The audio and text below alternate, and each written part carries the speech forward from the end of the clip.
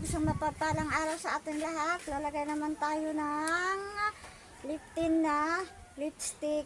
Sobrang ganda niya. Alam mo ba, uminom ako ng tubig pero hindi talaga siya matatanggal yung kanyang kulay. Naku, kung naghahanap ka ng magandang lip tint na lipstick, oy naku, ito na ang para sa iyong mga kahok.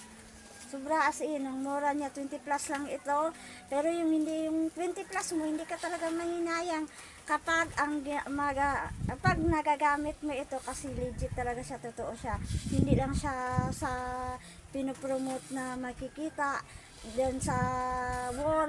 Pero kapag nabili mo talaga ito, bago ka magsabi na talagang legit at totoo talaga ang lipstick na ito. Sobrang niya, sobrang ganda talaga niya. Hindi talaga matatanggal yung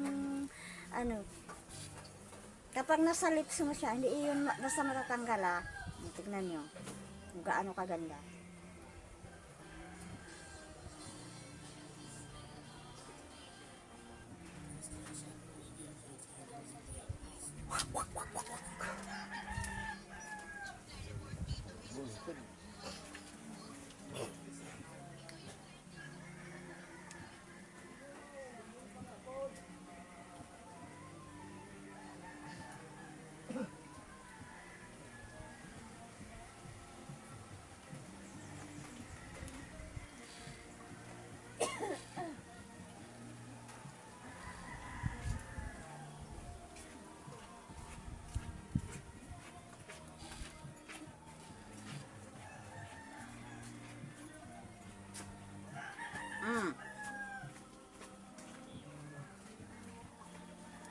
Yan talaga ang nagpapatunay na hindi siya matanggal basta-basta sa lipstick mo kahit nag-inom ka ng maraming tubig.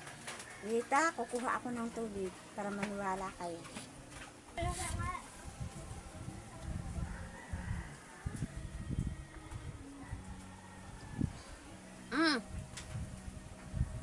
Nakita nyo, may nakadikit ba na lipstick dito sa baso na iniinom ko?